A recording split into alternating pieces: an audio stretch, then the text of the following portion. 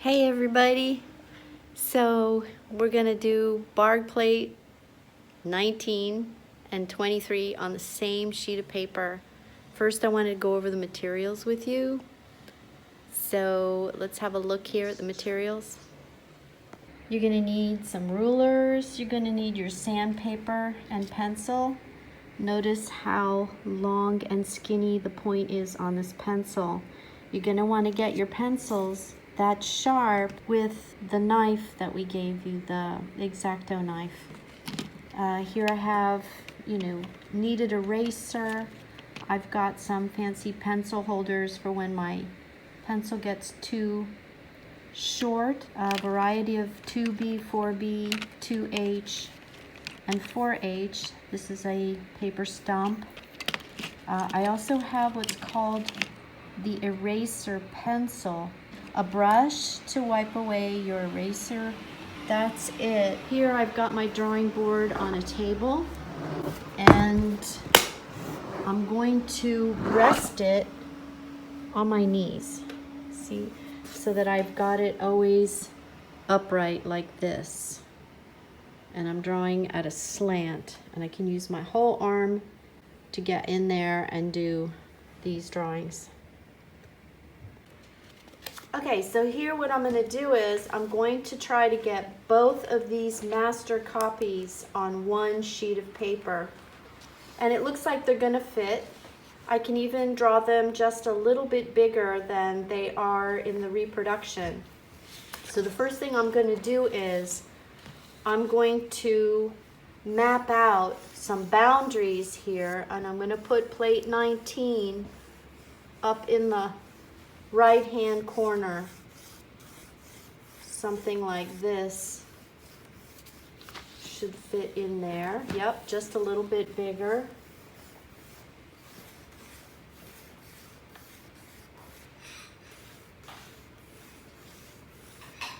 Let's get these boundaries dark enough, and then I can clip my drawing to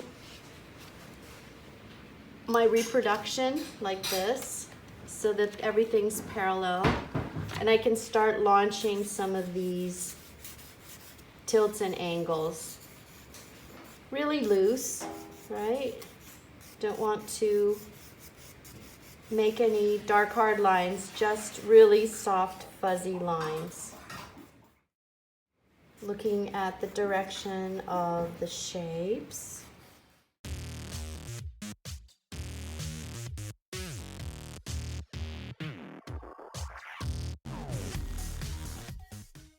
So at this point, I'm going to want to start considering the lines that are in the reproduction, the plumb and level lines.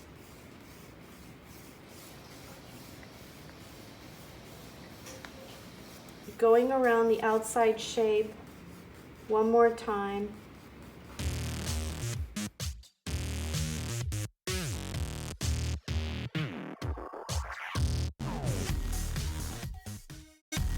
So before I get too far on that one, I'll clip this one now to my drawing board and make a window for it.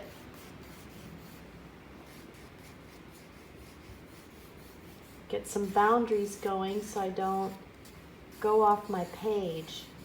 It's important to have boundaries, because that way, you see them, you take them in, and that becomes the edge of the page now, and you won't accidentally run out of room. Again, very, very loose, very, very light, long, loose, light lines. Long, loose, light lines. That should be a mantra. Long, loose, light lines. Going around the outside shape, just following tilts and angles, distances.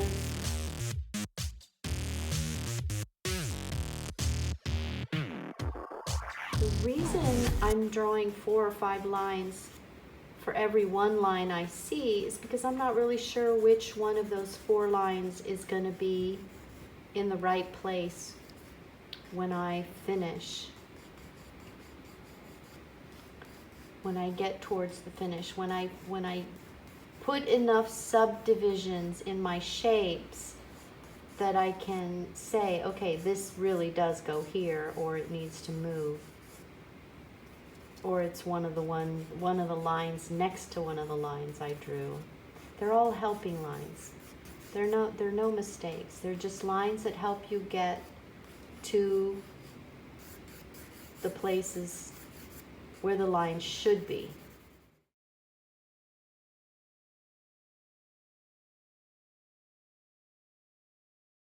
You know, because erasing is drawing also. When you're erasing, you are also drawing. All right, let's see how those two now look on the page together. Looks like they're going to fit just fine. This one might have to move down a little bit because this one seems to be going off the page up here.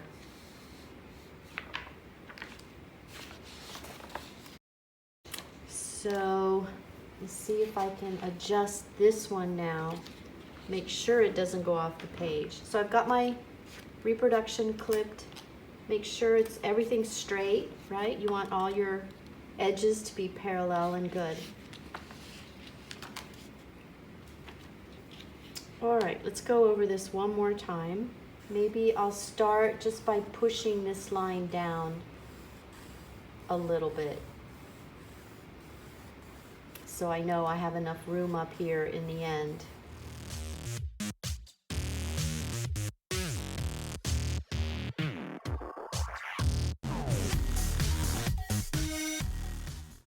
Now it's really important for me to get this triangle shape, the one I'm seeing here, the one that's created by the plumb line and this tilt. So it's really important for me to get that triangle the right width and length, which means all of this can move up now, and I can erase these helping lines.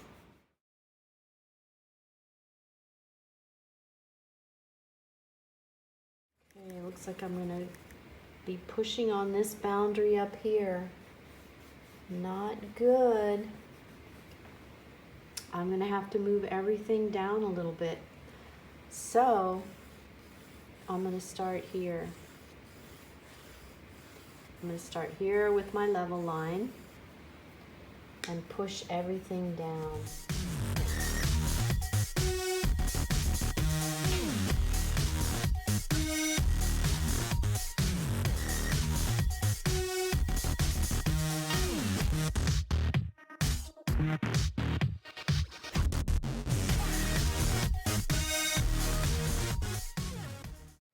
It's like, whoa, where's the bone in there, right? It looks like it's curving so much, but that's an illusion. Those are actually the muscles wrapping around the bone, twisting around the bone.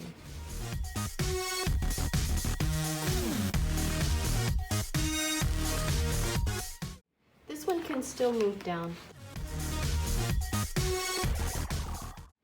And that's why you want to do the outside shape first, because it's much easier to move this stuff down or around or wherever it needs to go if it's just a series of straight lines and angles.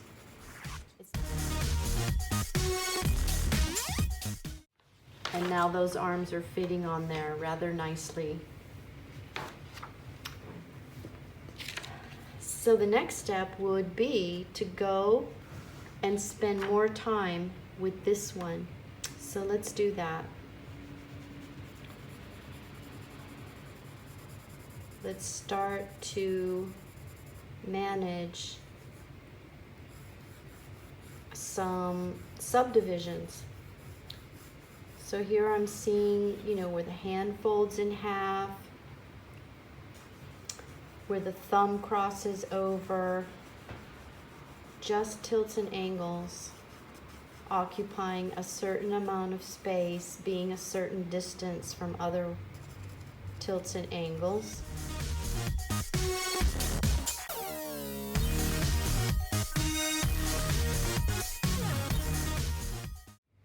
So this entire shape here would be these three fingers. Maybe this needs to come up. All right, still very, very abstract, very loose. Not sure where all this stuff is going to be in the end, so I'm eyeballing it. And just every time I move one line, I've got to move all the other lines around it. Let's see, there seems to be a really strong diagonal here that goes through the form. I can see it in my imagination, so that kind of helps me center the bone here. Comes out here.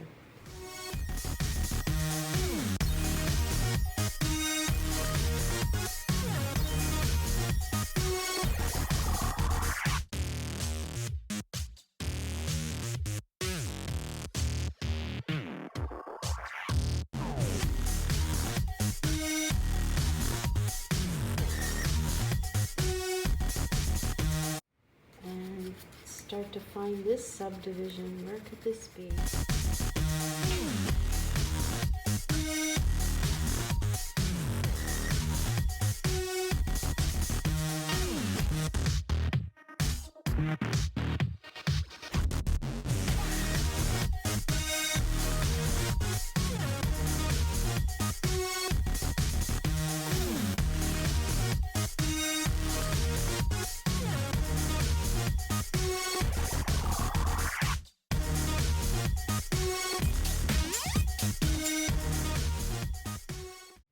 Now I can look at this as if it was a letter T right here.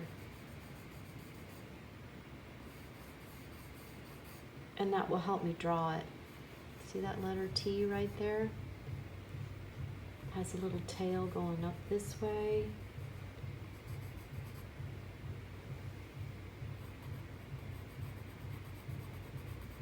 And then there's a triangle here, or you could call it a letter A.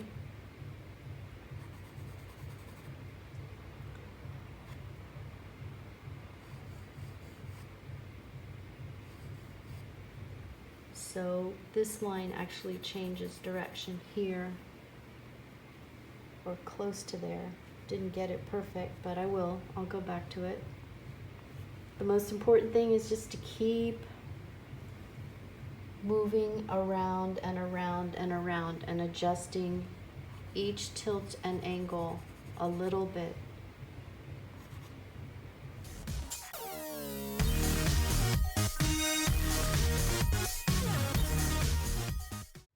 Looks like this hand is way too big and way too far over.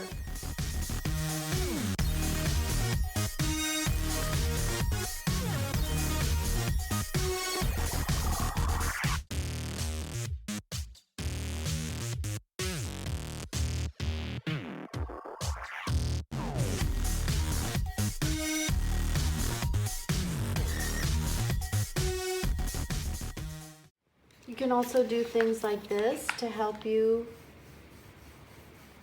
find certain measurements.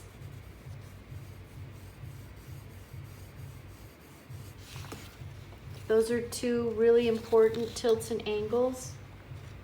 And if my paper's all lined up, parallel to the edges, then I'm finding these tilts and angles that should help me get the proportions right on.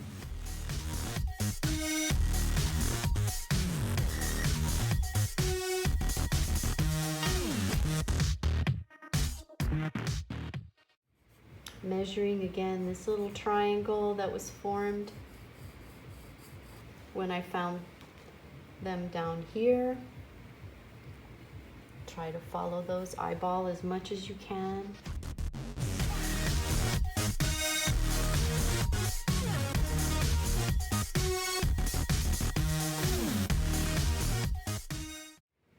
And I can start to clean out now a little more carefully.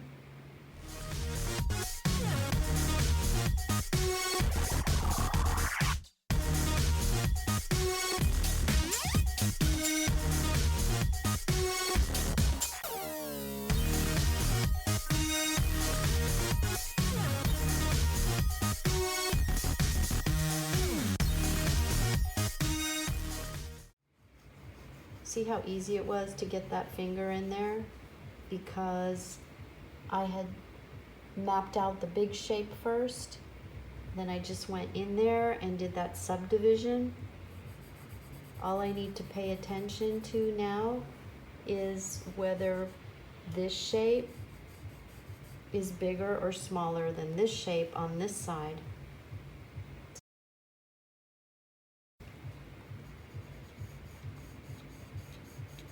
This can be a letter T right here. There's another shape here. This is probably going to end up being a shadow shape.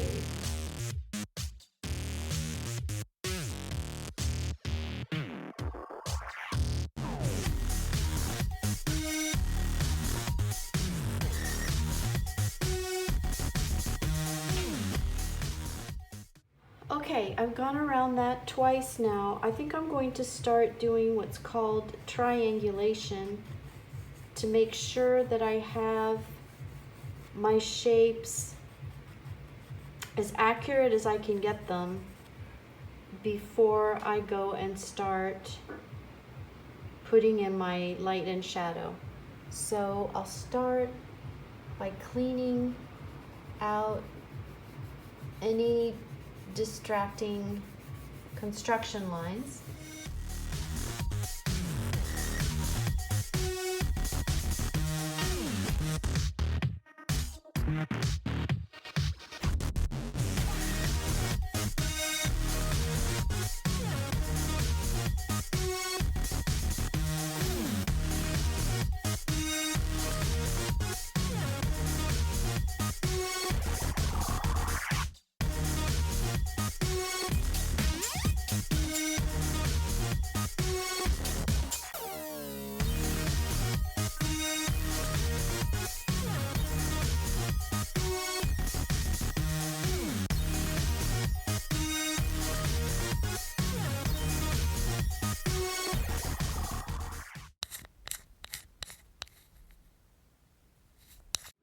There is a point where, you know, you're going to look at it and you're going to say, okay, that looks right.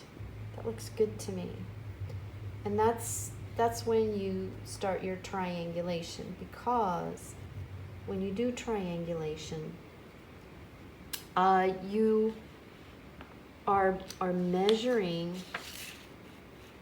perfectly accurate. Okay, perfectly accurate. So to do triangulation, you do need a ruler. And what you do is you find some key points on your reproduction. Like say where this plumb line and the top of the arm meet, put a dot there. Here, where the knuckle ends, that's a little bit below the level line there. And you're going to connect them with a straight edge. And let's see, another significant, let's go here. This is pretty significant.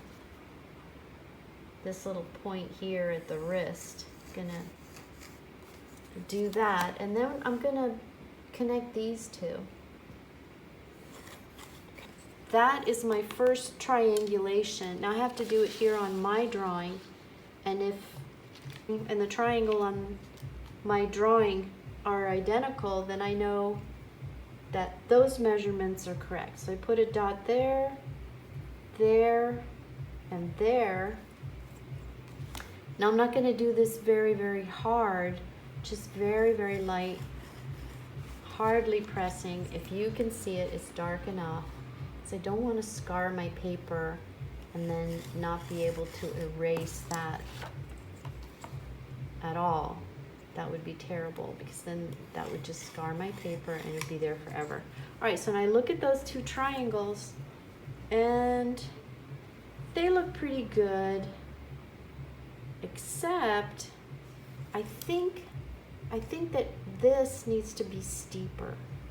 I see it a little bit more steep on this, so this may mean that this knuckle needs to move over a little bit, which means all of this stuff is probably a little too big. So I'll just move that in.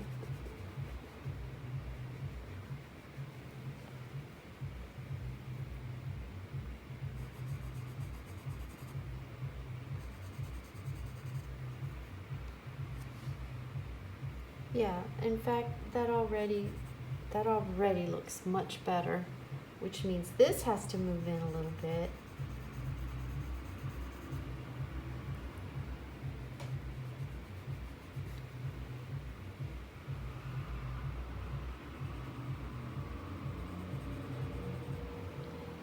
And now I can adjust this shape.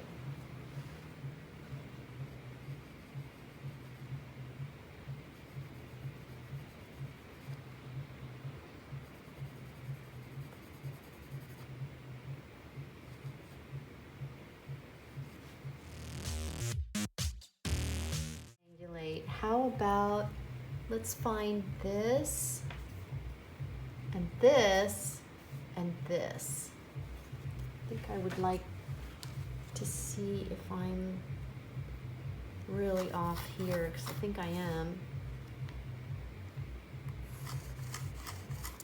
Bigger shapes are harder because the distances between stuff is greater.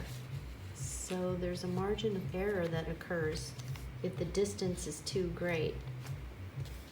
But you want to work from the general to the particular and never from the particular to the general. In other words, you want to work macro to micro.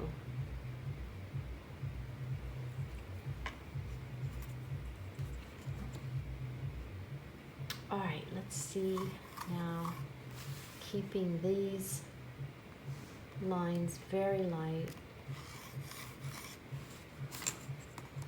If I can make some adjustments here.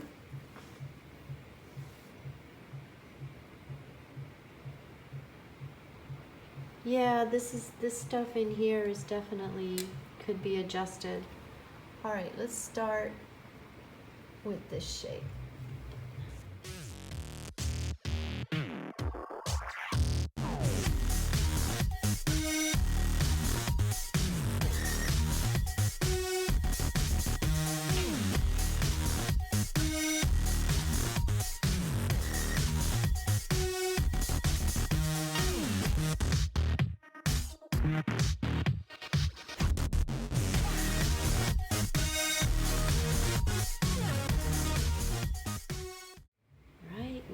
This looks a little off, so I think the problem is that this needs to be up higher.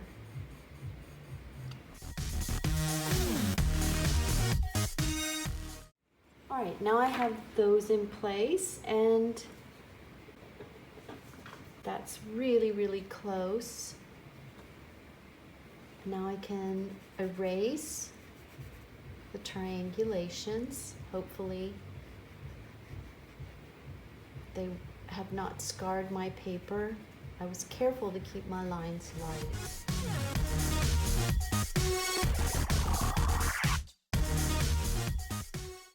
I will put my plumb and level lines back in there because I think it's important to have those almost nearly to the end.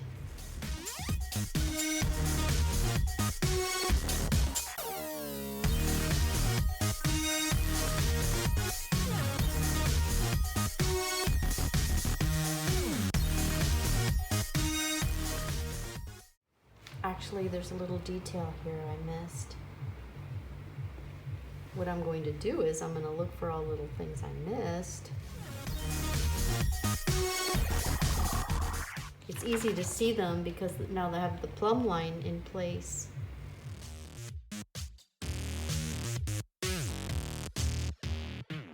So the next thing I'm gonna do is I'm gonna take a paper towel and I'm gonna mush all that in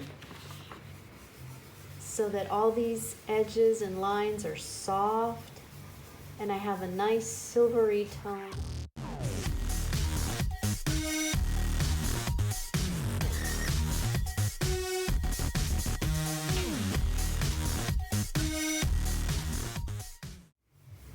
And I still have plenty of room to do my other arm on the same sheet of paper.